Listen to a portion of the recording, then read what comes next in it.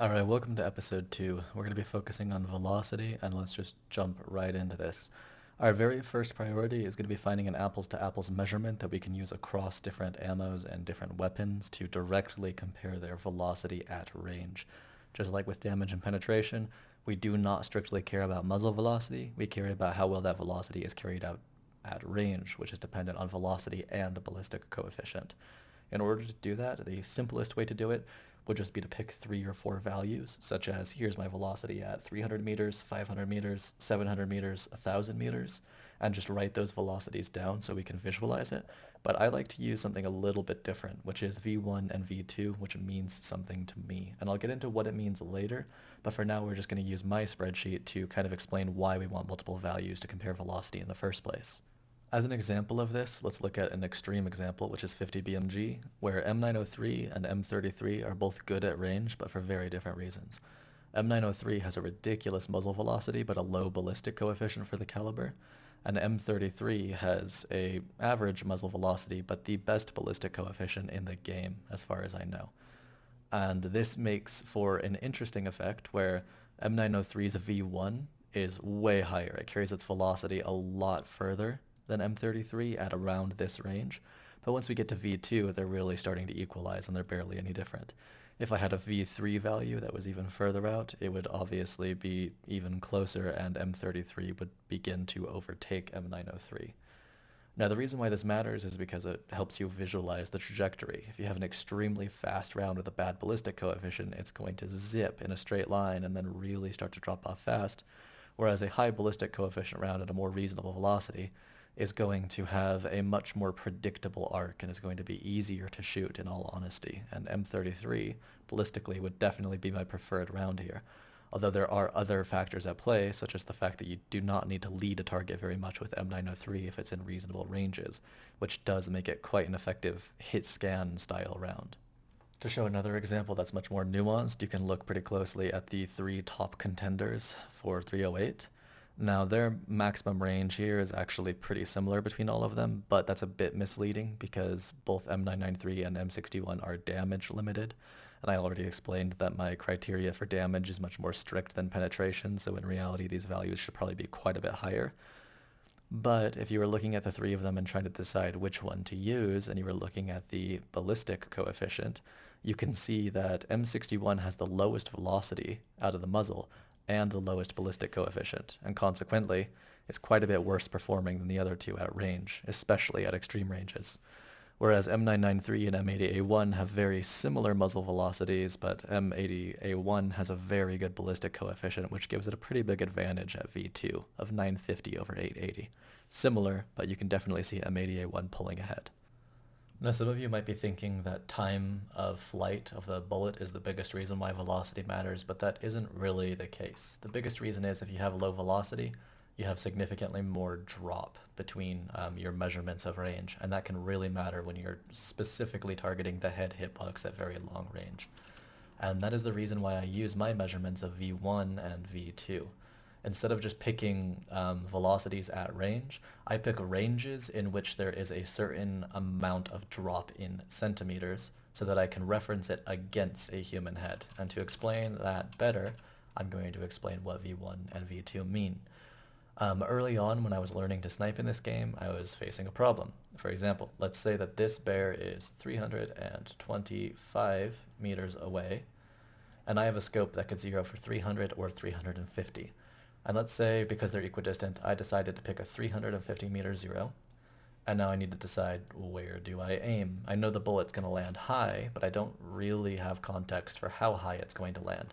So the safe thing that I would choose is I would go for roughly a jaw hold, because if this difference in drop is absolutely negligible, and I really don't even need to be factoring it in, I'm still going to hit the head hitbox because it's still going to land like right here. But if there's significantly more drop than I'm considering, because I don't really understand the ballistics of this game yet, then at the very least I'm maximizing the amount of head hitbox that I have before it flies over. And I'm not just putting a center punch where it's more likely to fly over. And I have used this for a long time. I just call it hat hold or jaw hold. And ultimately my V1 is based off of the height of a human head. Now, I do not have hard data for how tall the head hitbox is in Tarkov. I would like that data if anyone has it, but please don't just give me anecdotal stuff based off of some streamer who tested it in stream 10 years ago. If you guys have any proper data mined, genuine answers for how tall the head hitbox is in Tarkov, that would be much appreciated if you could leave it in the comments. But a quick Google search will tell you that a human head is about 18 to 20 centimeters tall, and I use 19 to average it out. Now, when I am making my calculation, I actually round that down a bit to 17, just for a margin of error, since I'm rarely aiming at the proper bottom or top of the hitbox, and I'm usually aiming for something where even with a deviation of accuracy, I'm still pretty likely to hit it. So I take it down to 17 centimeters, and then I also put a margin of error into this, where I assume I'm incorrect in measuring range, which happens way more often than you'd think, and in reality this target is, say, 320 meters away. And I picked a 350, and now I'm now 30 meters off with my range. And now you can see why I have chosen V1. V1 is when a bullet drops 17 centimeters in 30 meters. And now I know exactly when I'm reaching the limit of my jaw hold or head hold philosophy. This is how I recommend you find ranges to use as V1, V2, V3. It does not have to be the exact same as my methodology, since it's very specific to my kind of shooting, and it's even a little outdated. One thing that I am going to be doing once I find out what sniper rifle I want to use, that I would recommend you do as well, which is going to have to wait until we get into talking about reticles and mills, is eventually we're going to be using a scope. We're going to know what scope we're using, and we're going to know the modifier that we need to use in Tarkov ballistics in order to make our reticle accurate and in order to be able to measure by mils. And it would be very handy to know at what velocity does your round drop 1 mil in 10 meters? At what velocity does it drop 1 mil in 25, 50? At what velocity is your round traveling so slow that it drops 2 mils in 10 meters? These would be excellent velocity measurements that are based off of the mil drop, not necessarily the centimeter drop, or not necessarily just velocity at a specific range. All of these are measured slightly differently, so I'll show you how to do it now, but please come up with your own that are relevant.